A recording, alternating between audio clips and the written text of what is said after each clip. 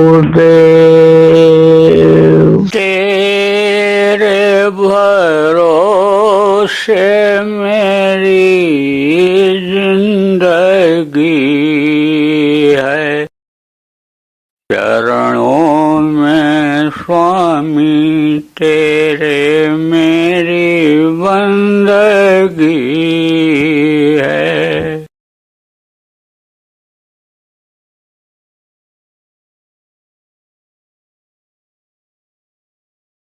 जय गुरुदेव। सर्वसमर्थ सर्वत्र स्मरणीय परम पूज्य गुरु जी महाराज, उपस्थित सभी सत्संगी धर्म प्रेमी भाई बहन, बच्चे एवं बच्चियों, गुरु महाराज की अपार दया मेहर हुई और आज 1 जनवरी 2022 को प्रातः काल के बेला में उज्जैन आश्रम पर आप लोगों के दर्शन का अवसर मिला। इस शरीर को क्षण भंगुर शरीर कहा गया है। पल में पल की खबर नहीं। अभी एक पल बाद क्या होगा इसकी खबर सबको नहीं रहती है। हट्टा कट्टा अच्छा खासा शरीर चलता रहता है और जैसे समय पूरा हुआ धड़ाम से गिर गया। लोगों ने कहा इनका खेल खत्म हो गया। कोई कहता प्राण पखेरु उड़ गए, कोई कहता शांत हो गए, कोई कहता मर गए। अब एक बार जो मर जाता है फिर वो अन्य समझो कि जिंदा होकर के उसी तरह से जैसे काम करता था नहीं कर सकता है। शरीर की क्षमता होती है, शरीर की ताकत होती है। जब शरीर में ताकत रहती है, क्षमता रहती है, तब तो आदमी करता है। लेकिन धीरे धीरे क्षमता ये कम होती जाती है। जैसे देखो बच्चों में ज्यादा ताकत होती है। ताकत का मतलब क्या? स्फूर्ति, शक्ति करने की, दौड़ धूप करने की, जानने की, समझने की, ये है शक्ति, ताकत उनमें ज्यादा होती है। जवानी में कम हो जाती है और बुढ़ापे में बहुत कम हो जाती है। लेकिन जवानों को बुढ़ापा याद नहीं आती है। वो तो यही सोचते हैं कि हमको जवान ही रहना है और यह हमारी उम्र जो है ये खाने पीने मौज मस्ती के लिए मिली है। यह शरीर इसी काम के लिए मिला है। अपना जो असला काम है, अपना जो असला लक्ष्य है, उसको भूल जाते हैं। मनुष्य शरीर किस काम के लिए मिला है याद नहीं रहता है और समय निकल जाता है। न चाहते हुए बुढ़ापा आ जाती है और बुढ़ापा भी एक रोग है। कौन सा रोग है? असाध्य रोग। जो साध में न आवे, जो जान ले करके रोग जाए, उसको असाध्य रोग कहते हैं। तो बुढ़ापा भी एक असाध्य रोग है। और ये जो दिन और रात आते हैं ये संकेत दे रहे हैं कि बुढ़ापा आएगी। ये जो दिन है ये सफेद चूहा की तरह से है और ये जो रात है ये काला चूहा की तरह से है। तो दो चूहे, ये है उमर के डाल पर बैठे हुए हैं, कुतर रहे हैं, काट रहे हैं, और एक समय ऐसा आएगा कि ये जो जीवन की हरी भरी डाल है ये खत्म हो जाएगी। और काल का ये देश है, तो काल गाल फैलाए हुए बैठा है कि जैसे ही इनका समय पूरा हो, क्योंकि उसी का दिया हुआ समय है, तो उस समय को तो यानी समझो वो टालेगा नहीं, यानी समझो कि उस समय को तो देगा वो, लेकिन इंतजार करता रहता है जैसे समय पूरा हो हम इनको अपने चपेट में ले लें, अपने गाल में इनको ले लें। कहने का मतलब प्रेमियों यह है कि कुछ ऐसे भी लोग हैं कि जो कल थे और आज नहीं हैं, नया वर्ष नहीं देख पाए, दुनिया संसार छोड़ करके चले गए। तो आप सब लोगों को आज के दिन यह याद करने की जरूरत है कि हमारा भी समय पूरा होगा और हमको भी जाना है। अब यह भी सत्य है कि आदमी पैदा होता है, कमाता है, खाता भी है, कुछ बचाता भी है, मान प्रतिष्ठा के लिए घर मकान बनाता है, ऊंचा वादा प्राप्त करता है, लेकिन यह चीजें लेकर के इस दुनिया संसार से कोई नहीं जाता है। कहा क्या लेकर तू आया जग में, क्या लेकर तू जाएगा, सोच समझ ले रे मन मूर्ख, आखिर में पछताएगा।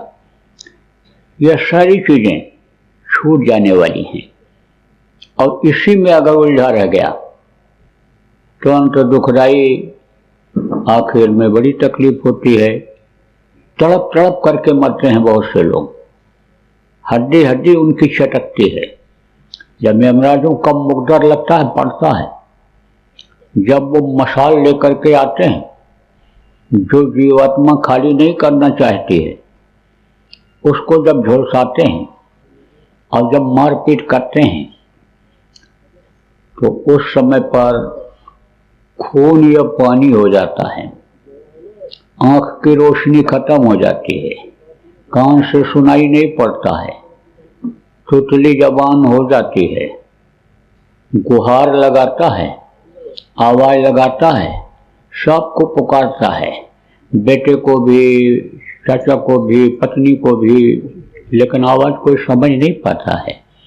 वो जो ऐसे दूत होते हैं और किसी को नहीं दिखाई पड़ते हैं, साधकों के अलावा, संतों के अलावा, लेकिन मरने वाले को दिखाई पड़ते हैं। उस समय पर जब आखिरी वक्त आ जाता है तो चिल्लाता है। कर्मों की सजा में अन्य समझो यह भी बहुत से लोगों को दिखाई पड़ता है कि देखो हमने भैंसा काटा था, भैंसा खाया था, ये देखो भैंसा हमको मार रहा है, ये देखो बकरा हमको मार रहा है, ये देखो हमारी तरफ ये दौड़ करके हिंसक जानवर आ रहा है, हमने इसको मारा था। कहा गया ना कि जो गल काटे और का अपना राह कटाए, और साहब के दरबार में बदला कहीं न जाए। बदला लेते हैं ये जानवर वहाँ रास्ते में भी मिलते हैं, दांत से नोच लेते हैं, पंजा मार देते हैं।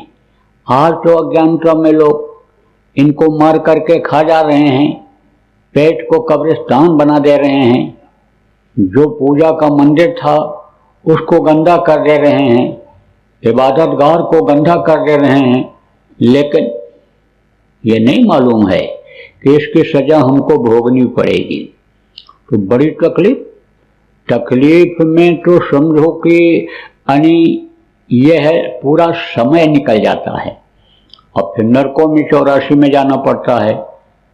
कोट जन्म जब भटका खाया, करोड़ों जन्मों तक भटकना पड़ता है, तब यह नर्तन दुर्लभ पाया, तब यह नर्तन मिलता है, मनुष्य शरीर मिलता है।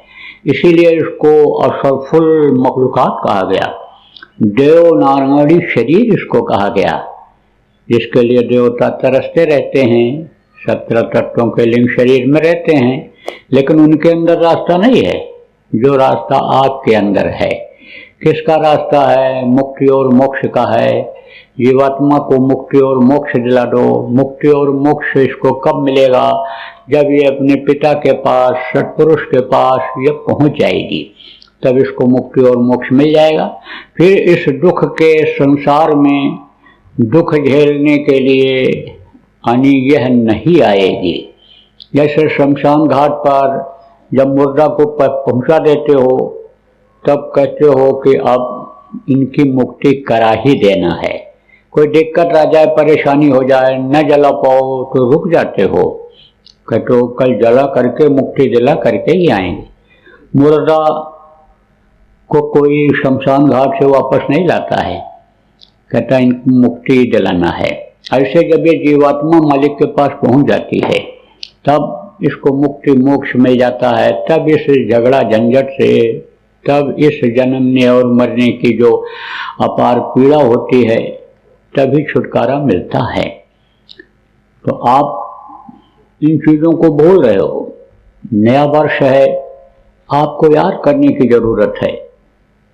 मौत आनी है, सत्य है, शरीर बुढ़ा होना है, सत्य है, प्रभु सत्य है, और बाकी ये चीज़ें ये झूठ हैं, ये नकली चीज़ें हैं, ये सपनवत हैं।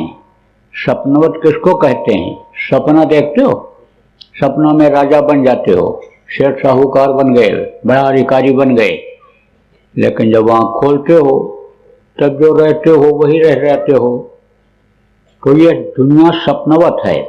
शिव जी ने पार्वती को समझाया, कहा उमा कहूँ मैं अनुभव अपना, और सत हरि भजन जगत सब सपना। यह जगत सब स्वप्नवत है, सपना है। ये अपने काम आने वाला नहीं है। जैसे सपना अपने काम नहीं आता है, ऐसे ही ये चीज़ें अपने काम आने वाली नहीं हैं।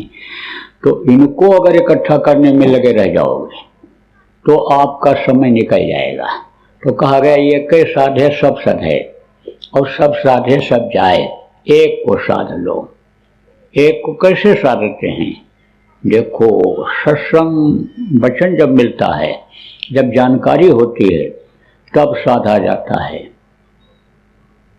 एक राजा था, तो राजा तो ज़्यादातर भोगी होते हैं। कहाँ की आत्माएं होती हैं? स्वर्ग और वैकुंठ की। आपको कल बताया गया था कि पाप और पुण्य का विधान बना दिया। तो जो पाप करता है नरकों में जाता है, और जो पुण्य करता है स्वर्ग और वैकुंठ में जाता है। लेकिन स्वर्ग और वैकुंठ से भी नीचे आना पड़ जाता है। 17 तत्वों के लिंग शरीर में देवता होते हैं, उनके अंदर ऐसा रास्ता नहीं है कि वो और ऊपरी लोकों में, ब्रह्म पारब्रह्म लोक में जा सकें। उनके अंदर ऐसा रास्ता नहीं है। यह रास्ता तो केवल मनुष्य शरीर के अंदर ही है। इसीलिए तो जितने भी चर और अचर के जीव हैं, सब इस मनुष्य शरीर को मांगते रहते हैं। तो कहा गया कि वहाँ बहुत आराम रहता है। तो रहता तो है आराम, स्वर्ग और वैकुंठ में आराम ही आराम है। सुख जिसको कहते हो, सुख ही सुख है। लेकिन उनको चिंता सताती रहती है, उनको बराबर अपना घर याद रहता है, बराबर प्रार्थना करते रहते हैं कि दया करो तो हमको भी मनुष्य शरीर मिल जाए, दया करो हमको भी सद्गुरु मिल जाए, रास्ता बता दें, हमारा भी कल्याण हो जाए। तो कहा गया पुण्य छीड़े मृत्युलोके, मृत्युलोक में फिर आते हैं। तो कहाँ जन्म लेते हैं? बड़े बड़े सेठ साहूकारों के यहाँ, राजा महाराजा के यहाँ, पंडित मुल्ला पुजारी, मठ के मठाधीश, आश्रम के महान बना दिए जाते हैं। जो ऐसी आत्माएं होती हैं तो यहाँ भी सुख ही रहता है, यहाँ भी आराम ही रहता है। अब आप ये समझो तो ना, जहाँ मेहनत आदमी को नहीं करना पड़ता है, और खर्चा करता है, उसकी आदतें बिगड़ जाती हैं और अन्न का दोष भी होता है। कहा गया जैसा खाओ अन्न वैसा होवे मन, और जैसा पियो पानी वैसी होवे वाणी। बुद्धि बदलने में देर नहीं लगती है। आप समझो कि अगर गलत अन्न आ गया, चोर का अन्न खा लिया, जो चोरी करके लाया, लूट करके लाया, मार करके लाया, उसको अगर खाए तो समझ लो कि भजन भाव भक्ति सब खत्म। यहाँ तक कि जिसको कहा गया मांसाहारी मानवा, प्रत्यक्ष राक्षसंग, इनकर संगत जो करे पड़े भजन में भंग। मांसाहारी के घर खा लिया, मांसाहारी का साथ कर लिया, तुरंत असर आता है। आंखों में आंखें मिल गई, तुरंत असर आता है। 83% अपराध तो आंखों से ही होता है, और कर्मों का लेना देना यह आंखों में देखने से ही होता है। तो वो जब कर्म आ जाते हैं तो उसी तरह की बुद्धि हो जाती है। तो जब अगर मेहनत के कोई खाता है तो उसकी आदतें बिगड़ जाती हैं। तो राजा लोगों की भी आदतें ऐश और आराम की ही बन जाती थीं। अब भी जो राजसी कहते हैं भोग रहे हैं, ठंडी रोटी खा रहे हैं। ठंडी रोटी और गर्म रोटी किसको कहते हैं? जो बाप की कमाई खाते हैं वो ठंडी रोटी खाते हैं, और जो मेहनत करके बदन को गर्म करके पसीना बहा करके लाते हैं खाते हैं वो गर्म रोटी होती है। तो ऐसे ही जो ठंडी रोटी खाते हैं, दूसरे की कमाई खाते हैं, उनकी बुद्धि उसी तरह की हो जाती है, परमार्थी बुद्धि नहीं होती है। इसीलिए कहा जाता है मेहनत की कमाई करो। बच्चों से कहा जाता है बच्चों बेकार मत बैठो, पढ़ लिख करके कोई भी काम कर लो, काम के साथ साथ तैयारी करते रहो, अच्छी नौकरी मिल जाए उसमें चले जाओ, अच्छा काम मिल जाए उसको पकड़ लो, खाली मत बैठो। लेकिन एक समय ऐसा आता है कि आदमी को पछतावा होने लगता है। हर बात का पछतावा होता है। जिस लक्ष्य को लेकर चलता है उसी पे पछतावा हो जाता है कि देखो ये दुकान जैसे दुकान ही कोई करता है, ये दुकान हमको सस्ती मिल रही थी, जिसका यही लक्ष्य होता है कि हमको एक की जगह 4 दुकान बनाना है, तो ये सस्ती मिल रही थी चली गई, इसको हमको उसी समय खरीद लेना चाहिए, उसका पछतावा होता है। इसी तरह से जब समझो कि आदमी को सत्संग मिलता है या अच्छी बातें सुनने को मिलती हैं तब उसको थोड़ा सा ज्ञान होता है। तो राजा महाराजा लोगों के दरबार में हर तरह के लोग रहते थे। उनको सलाह देने वाले सलाहकार मंत्री होते थे, विदूषक होते थे। विदूषक किसको कहते हैं? राजा अगर दुखी हो या चिंतित हो किसी बात पर तो हंसा करके मन को बहलाने वाले विदूषक कहलाते थे। वो भी होते थे। अच्छी बातों को बताने वाले उपदेशक होते थे, धर्म कर्म की बातों को बताने वाले उपदेशक होते थे। तो एक दिन राजा का मन ठीक था। देखो जैसे सिनेमा की रील चलती है ऐसे कर्मों की रील चलती है। तो आप खुद अपने को देखो, कभी कभी तो बहुत भाव भक्ति करने का मन कहता है, कभी तो ध्यान भजन करने का मन कहता है, कभी तो सत्संग सुनने का मन कहता है, और कभी आलस ही आ जाता है, और कभी तो परमार्थी भाव जगता है, रोटी खिला दो, पानी पिला दो, पूरी का काम होता है, मदद का तो ये होता है, कभी तो ये होता है कुछ नहीं देंगे, मरेंगे काटेंगे, हट्टा कट्टा घूम रहा है, मेहनत क्यों नहीं करता। इस तरह के भाव आदमी के अंदर आते रहते हैं कर्मों के अनुसार। इसीलिए कहा जाता है कि अच्छी बात का जब संकल्प बने तब उसको कर डालना चाहिए, और बुरा ख्यालात जब आवे तब उसको टाल देना चाहिए। जिसका परिणाम ये हो कि इसका फल बुरा होगा उसको टाल देना चाहिए। मन तो जिस तरह का बन जाता है उसी तरह का भाव अंदर लाता है। मन अगर पापी हो गया, पाप करने में उसको मजा आता है, शरीर से कराने में मजा आता है, तो पाप की तरफ ही मन जाएगा। अच्छा काम में मन लग गया तो अच्छे काम की तरफ ही ले जाएगा।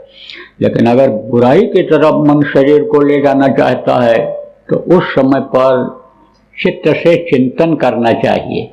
मन, चित्त, बुद्धि और अहंकार, ये चीजें हैं चतुष्ट अंतःकरण जिसको कहा गया। तो मन की डोरी किसके हाथ में है? जो आध्यात्मिक लोग हो समझोगे, मन की डोरी माया के हाथ में है, और चित्त की डोरी यानी ब्रह्मा के हाथ में है, बुद्धि की डोरी विष्णु के हाथ में है, अहंकार की डोरी शिव के हाथ में है।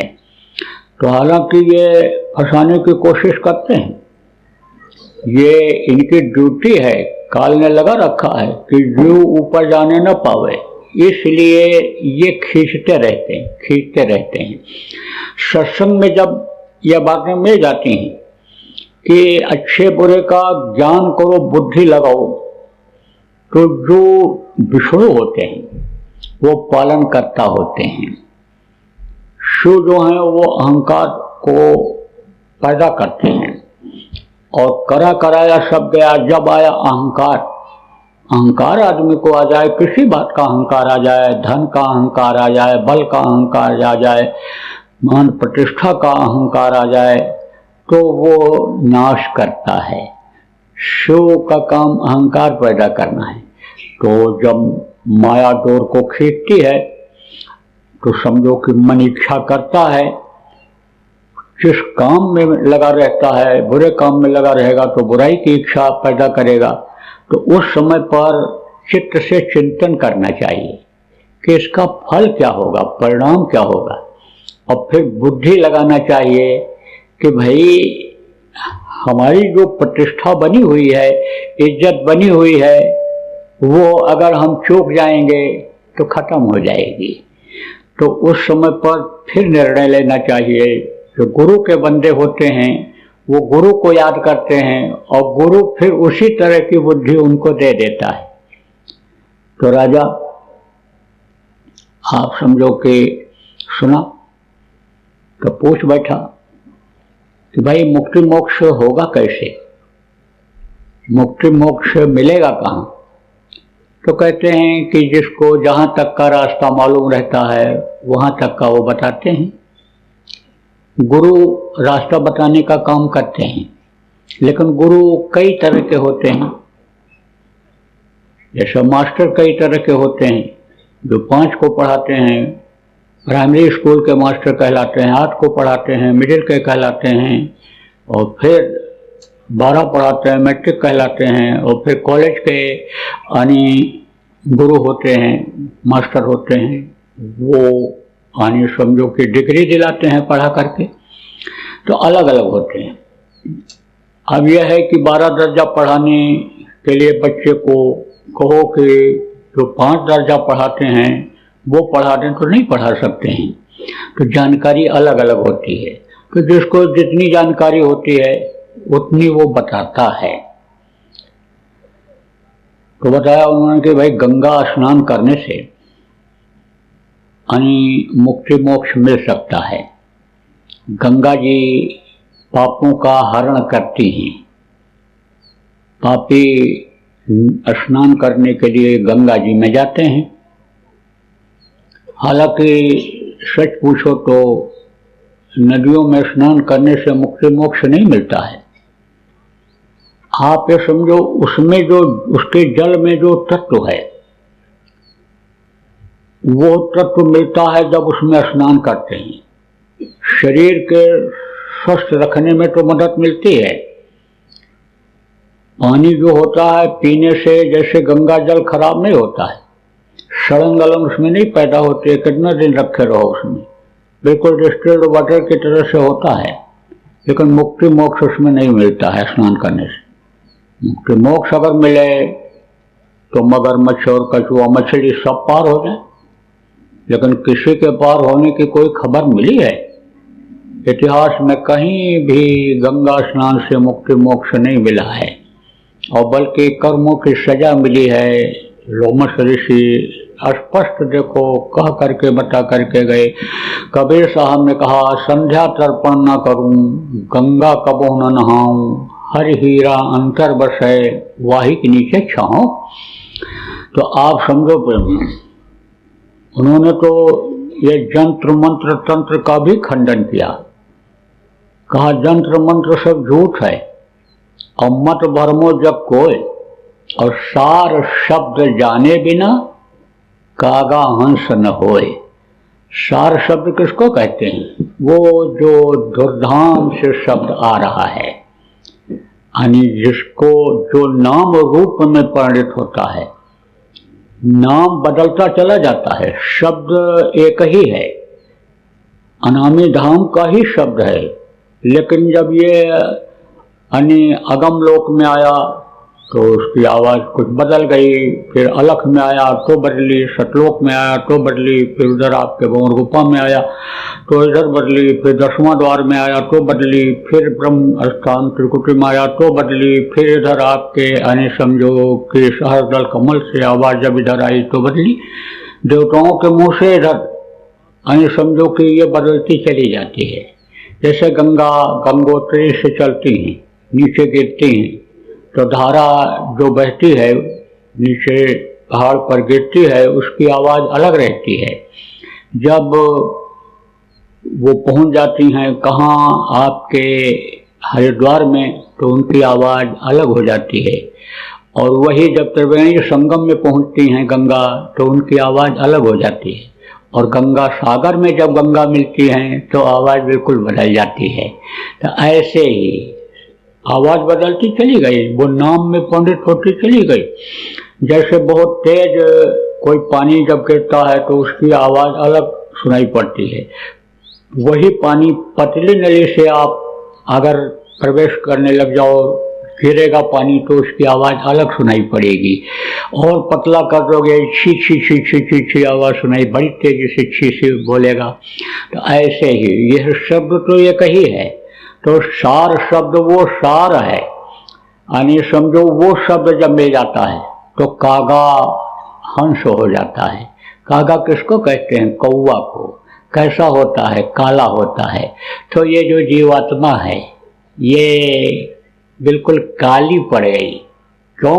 क्योंकि काले कारनामे शरीर से हुए, बुरे कर्म इकट्ठा हुए, तो जीवात्मा के चारों तरफ वो यानी समझो कि लग गया। तो ये जीवात्मा एक तरह से बिल्कुल कौवा जैसी हो गई। अब जब यह कर्म धुलेंगे मान सरोवर स्नान कराकर, यानी समझो कि हंस रूप दिखला दो गुरु, यह कहा गया ना। तो गुरु से प्रार्थना किया गया कि आप हमारी सूरत को खींचो, जीवात्मा को ले चलो ऊपर, और मानसरोवर में स्नान करा करके इसको हंस रूप बना दो। हंस किसको कहते हैं? कितना देखो सुंदर होता है, कितना कोमल उसका शरीर होता है, बहुत अच्छा लगता है। तो ये जब तक इस शरीर के अंदर जीवात्मा है ये जीव कहलाती है। इससे जब ये आगे बढ़ती है तो शिव कहलाती है, और जब मानसरोवर में स्नान करती है तो यह हंस रूप हो जाती है। फिर उधर कोई रुकावट नहीं होती है, बल्कि सतलोक की जीवात्माएं आती हैं और नहला धुला करके बढ़िया सजा करके और आदर के साथ सम्मान के साथ इसको ले जाती हैं। कि जैसे कोई दुल्हन घर में जब आने को होता है, लड़का ब्याह करके आता है, तो घर की बहुएं औरतें जो होती हैं माताएं, वो जाती हैं बड़े प्यार से उसको स्वागत करते हुए लेकर के, यानी दरवाजे के अंदर आती हैं, दरवाजे से बाहर जाती हैं लेकर के आती हैं। ऐसे ही फिर वो सतलोक की आत्माएं खुश हो जाती हैं कि देखो ये बिछड़ी हुई आत्मा, देखो मेरे पास से गई हुई आत्मा, और इतने दिन के बाद ये यहाँ आ रही है, तो चलो अब हम इसको ले आएं। तब ये चली जाती, फिर ये नीचे नहीं उतरती है। तो ये हुआ कि गंगा में स्नान करने से मुक्ति मोक्ष मिल जाता है। राजा को विद्वानों ने, ज्योतिषियों ने बताया, तो बोले भाई चलेंगे गंगा स्नान करने। राजा गंगा स्नान के लिए चल पड़े। जब नजदीक पहुंचे तो देखा कि एक तरफ से आग जल रही है। बोले ये क्या जल रहा है? बोले ये मुर्दा जल रहे हैं। इतने मुर्दा जल रहे हैं, एक तरफ से इतनी आग जल रही है, ये तो बहुत हैं। बोले सरकार यहाँ से कहाँ, नजदीक में चलो उधर देखो। जब नजदीक गए उधर शमशान जहाँ बना हुआ था नदी के किनारे, तो उधर देखा कि कंधे पर रख रख करके मुर्दा लोग ले करके चले आ रहे हैं। कोई इस रास्ते से आ रहा है, कोई उधर से आ रहा है, कोई उधर से आ रहा है। अरे बोले इतने लोग मर रहे हैं। तब विद्वानों ने कहा यह मृत्यु लोक है, यहाँ तो कोई रहता ही नहीं है। जो पैदा होता है वो तो मरता ही मरता है, जो पेड़ फलता है वो झड़ता ही झड़ता है, जो आग जलती है बुझती बुझती है। ये तो यहाँ का विधान है राजन, हमको आपको भी सबको जाना पड़ेगा। बोले अरे हमको भी जाना पड़ेगा, सबको जाना पड़ेगा। वहीं पर उसको ज्ञान हो गया। बोले तो फिर ये राजपाट किस बात का, किस काम का है? झुर्रियाँ देखो पड़ने लग गई, बाल देखो पकने लग गया, शरीर देखो कमजोर हो गया, तो अब तो लक्षण तो दिखाई पड़ने लग गए कि हमको भी जाना है। तो राजा के कोई औलाद थी नहीं और धन बहुत इकट्ठा किया था, क्योंकि धन इकट्ठा जब करने लगता है आदमी तब वही होड़ लग जाती है। खाने पीने में भी बहुत से लोग गृहस्थी चलाने में भी कटौती कर देते हैं। किसके चक्कर में? 99 के चक्कर में।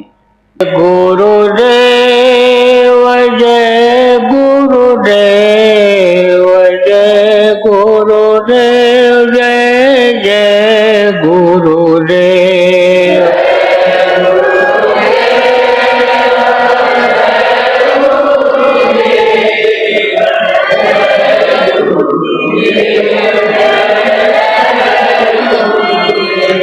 जय गुरुदेव, जय गुरुदेव, जय गुरुदेव, जय जय गुरुदेव।